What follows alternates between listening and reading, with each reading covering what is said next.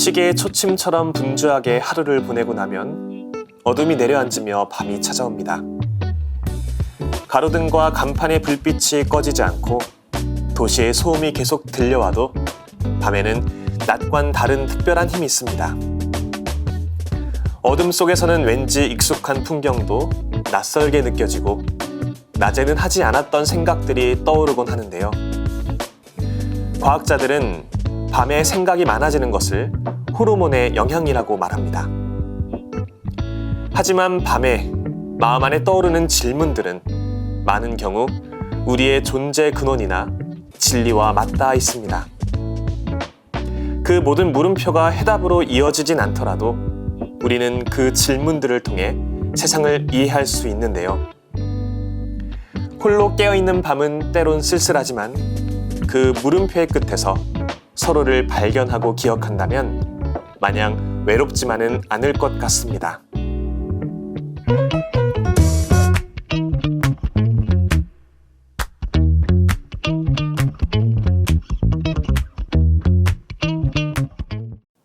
이 시간에 함께 읽을 책은 함께 기도하는 밤입니다.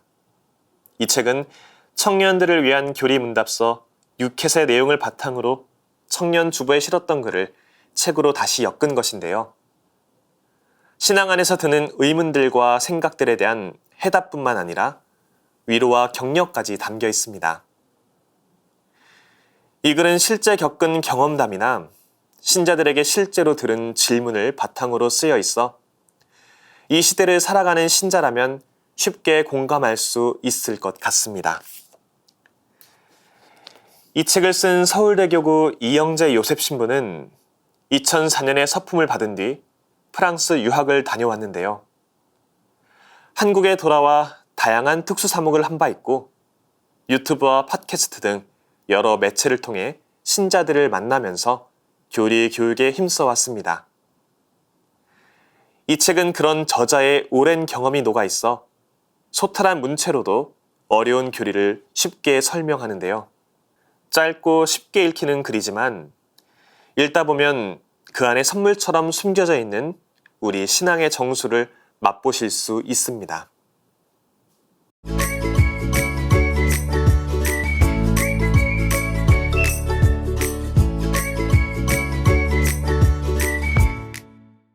언젠가 성당 마당에서 큰 소리로 언성을 높이며 싸우는 신자들을 본 적이 있습니다. 주위 사람들이 말리면서 싸움은 일단락되었지만 한동안 성당 마당은 어수선했습니다. 그 모습을 함께 보던 청년이 화를 내며 말했습니다. 어휴, 저게 뭐야, 창피하게.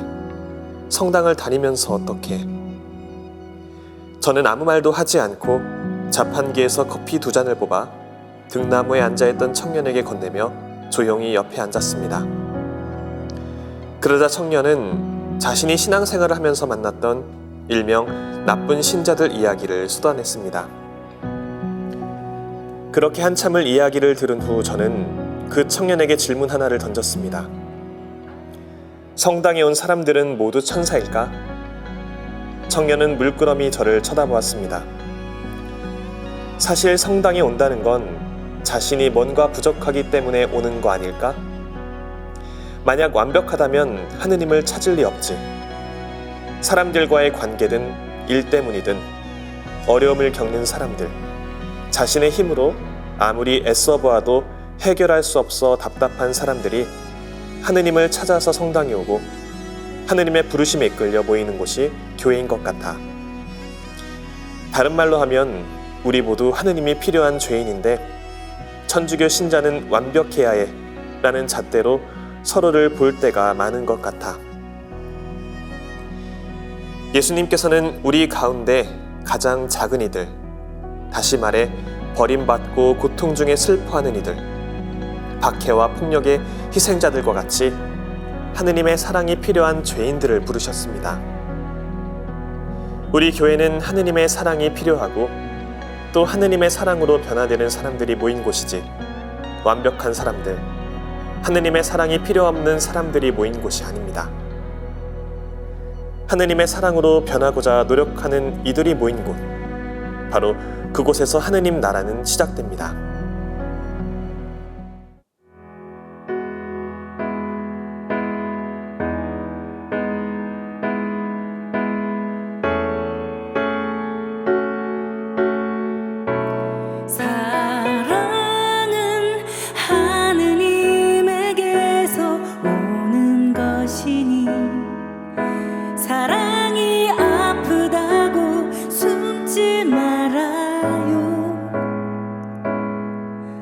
혼자서는 너무 힘든 기다림과 용서, 주님께서 도와주실 거예요. 사랑은 하느님에게서 오는 것이니 사랑할 수 있음을 믿어야 해요. 우리 위해 돌아가신 주님을 믿나요? 그 사랑 안에 머무르기로 해요.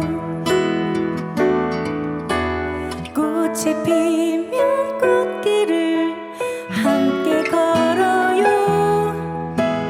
비바람 지나가게 함께 견뎌요. 눈물과 웃음 모아 더 큰 사랑을 만들어요. 친구 대신 주님과 함께. 사랑은 하느님에게서 오는 것이니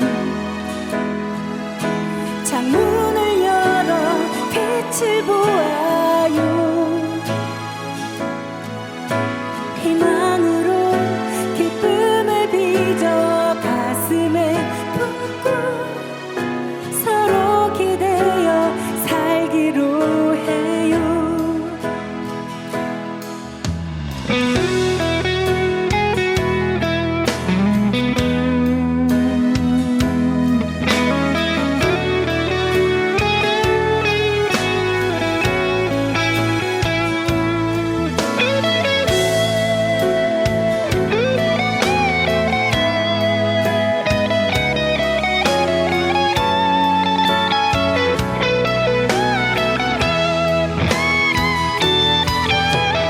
꽃이 피면 꽃길을 함께 걸어요. 비바람 지나가게 함께 견뎌요. 눈물과 웃음 모아 더 큰 사랑을 만들어요. 친구 대신 주님과 함께. 사랑은 하느님에게서 오는 것이니 창문을 열어 빛을 보아요. 희망으로 기쁨을 빚어 가슴에 품고 서로 기대어 살기로 해요.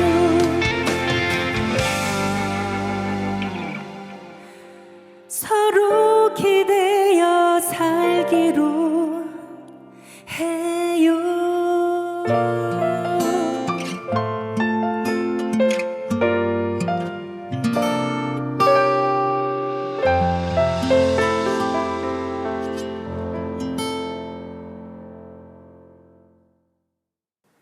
사람들은 세상을 살아가면서 다양한 기준으로 상대를 평가합니다. 그리고 신앙인들은 한 가지 잣대를 서로에게 더 갖다 대는데요. 바로 신앙이라는 잣대입니다. 서로 하느님을 믿는 사람이라는 걸 알기에 더 많은 기대를 하지만 그 기대는 쉽게 실망으로 바뀌는데요. 그렇게 실망을 거듭한 뒤에라도 하느님의 사랑을 기억한다면 서로를 향해 있던 평가의 시선을 거둘 수 있을 것입니다. 그렇게 사랑 안에서 살아가면 좋겠습니다. 저는 교구 사목국에서 특수사목을 하고 있습니다. 특수사목이란 본당에 거주하지 않고 주어진 특정 분야에 대한 사목을 이야기합니다. 이렇게 특수사목을 하다 보니 본당 신부님들과는 달리 정해진 시간에 출퇴근하는 삶을 살고 있습니다. 언젠가 같은 사무실에 근무하는 직원에게 물었습니다. 집이 3호선 끝인데 출퇴근 시간이 꽤 걸리겠네요. 심심하지 않으세요? 출퇴근하면서 특별히 하는 것이 있나요? 그러자 그 직원은 해맑게 웃으며 대답했습니다. 퇴근길은 좀 어렵지만 출근할 때에는 앉아서 올 수 있어 편하게 와요. 저는 이 시간이 너무 좋아요. 그동안 출근하면서 성경을 3번이나 통독했거든요. 지금도 성경을 읽으면서 출근하는데 사람들이 많아 숨이 팍팍 막혀도 하루를 기도로 시작할 수 있어 좋아요. 소녀 같은 모습으로 기쁨을 표현한 직원을 보며 저는 부끄러움을 느꼈습니다.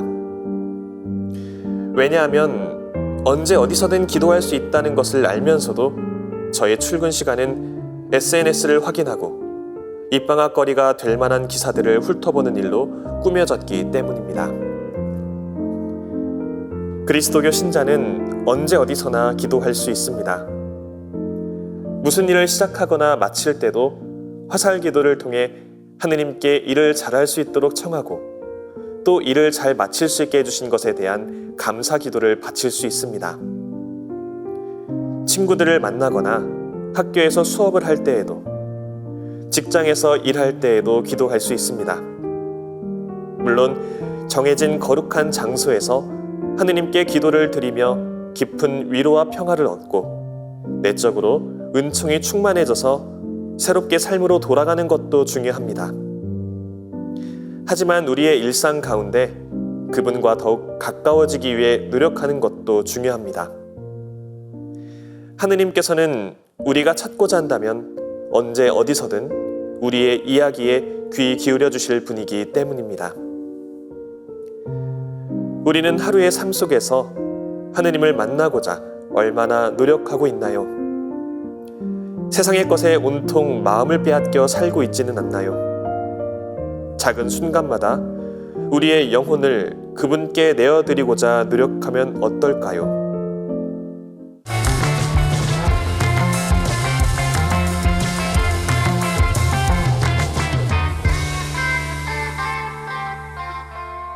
사목자로서의 여러 체험들이 담긴 저자의 글은 세상 안에서 살아가는 그리스도인의 정체성을 되새길 수 있는 계기를 마련해 줍니다. 자신의 글을 통해 독자들이 하느님을 만나고 그분과 사랑을 나누며 언제나 행복하길 바라는 저자의 원인은 그래서 더욱 의미 깊게 다가옵니다. 특별히 오빠, 학사님, 부제님, 신부님이라는 제목의 글에 주목해 봅니다. 그리스도인의 신원에 관한 저자의 이야기를 통해서 제가 신학생 시절 군복무와 봉사활동 기간을 마친 뒤 3년 만에 복학을 해서 수강했던 모세오경의 첫 번째 강의 때의 기억을 나누고 싶습니다. 교수 신부님께서는 과제를 하나 내주셨는데 나를 소개하는 글을 분량이나 형식의 구애를 받지 않고 다음 시간까지 적어오는 것이었습니다. 신부님의 의도가 무엇인지 알 수 없었던 저는 아들, 오빠, 국민, 신학생과 같은 저를 구성하고 있는 수많은 속성들을 하나하나 나열하듯 적어갔습니다. 그렇게 한 주가 지나서 저희들이 제출한 과제를 확인한 신부님께서는 나를 규정짓는 세상의 수많은 속성들을 넘어서는 근원적이고 본질적인 차원에서 나를 하느님과 연결 지어볼 수 있는지를 확인해보고 싶어서 나를 소개하는 과제를 내셨다고 했습니다.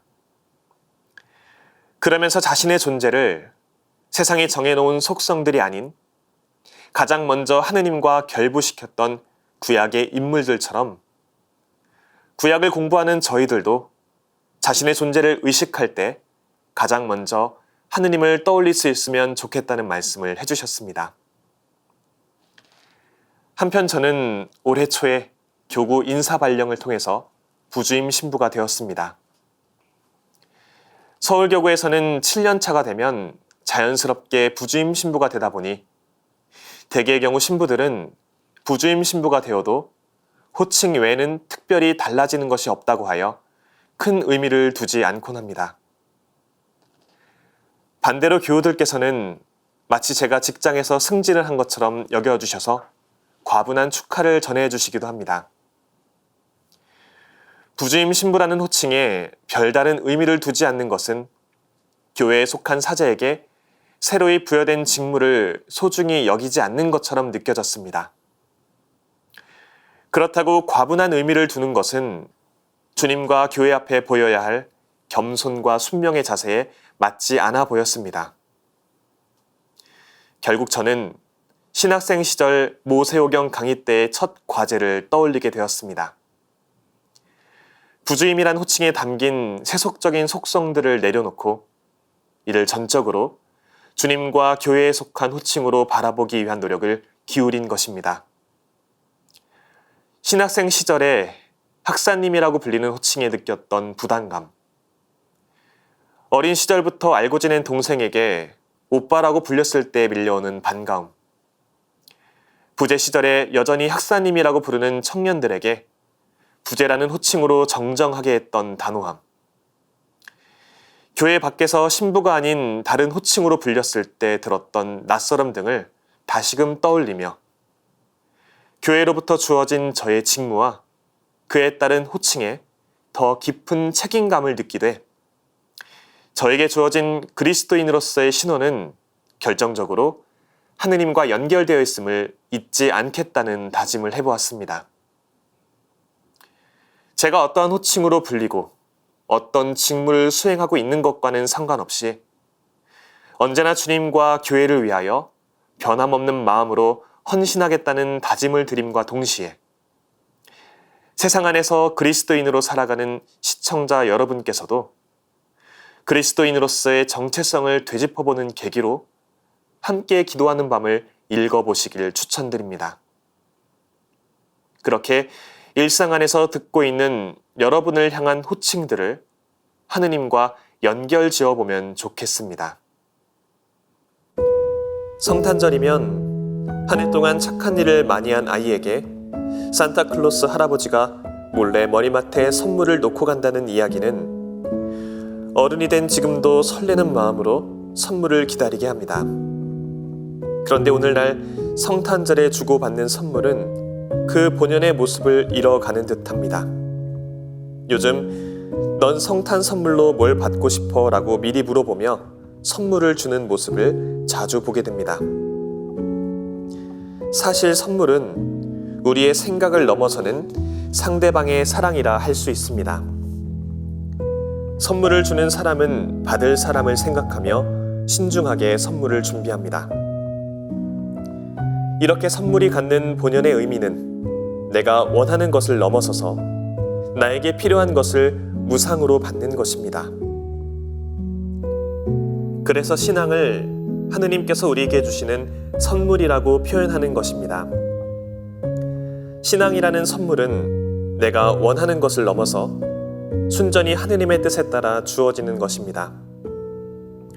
우리가 무언가를 잘해서 또는 어떤 노력의 대가로 받는 것이 아닙니다. 바로 예수님을 알고 사랑하는 삶, 구원을 위해 필요한 초자연적인 행복을 누리는 삶, 그래서 이 세상에서의 축복을 넘어서 하느님 나라에서 누리게 될 기쁨을 미리 맛보는 삶이 신앙이며 이 모든 것은 거저 주어지는 선물입니다. 즉, 우리를 사랑하시는 하느님께서 당신과 친밀한 관계를 맺도록 당신 자신을 스스로 우리에게 내어주신 선물이 바로 신앙입니다. 우리는 신앙이 하느님과의 친밀한 관계로 들어감이라는 것도 기억해야 합니다. 즉, 신앙은 물건을 받고 끝나는 일회적인 사건이 아니라 그분의 말씀을 듣고 기도하면서 그분과의 관계가 더욱 돈독해지는 지속적인 상태를 말합니다. 사실 신앙을 선물로 받은 우리는 하느님을 알고 그분과의 관계가 깊어질수록 그분의 사랑을 깨닫고 그분께서 원하시는 것을 하고자 변화하게 됩니다. 그래서 우리에게 무엇이 필요한지를 식별하게 되며 그분의 뜻이 우리 안에 이루어지기를 진심으로 청할 수 있는 것입니다.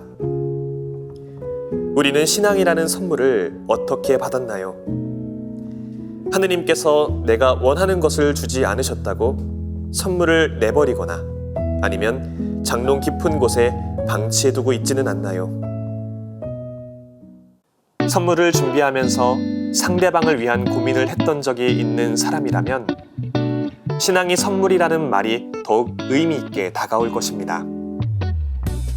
선물은 실제 착용을 하거나 사용하면 할수록 빛을 발하는데요. 우리의 신앙 또한 빛을 발하며 하루하루를 달라지게 하길 바랍니다. 말과 행동이 하느님 안에서 변화하고 마음마저 해바라기처럼 하느님을 향해 간다면 선물을 제대로 받은 것이라 할 수 있겠습니다. 다음 시간에도 새로운 책으로 돌아오겠습니다. 평범한 일상 속에서 지혜를 발견하는 시간, 책. 지금까지 함께 해주신 여러분 감사합니다.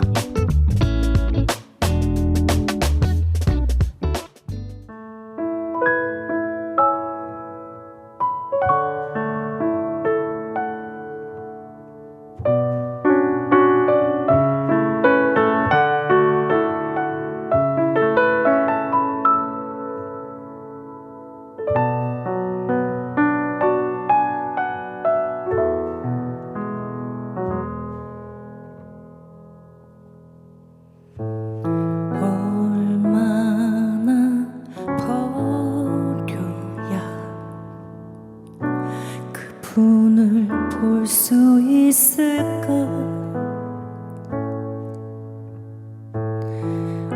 얼마나 비워야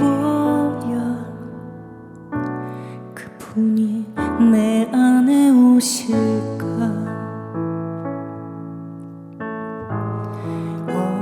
얼마나 버려야 그분을 볼 수 있을까?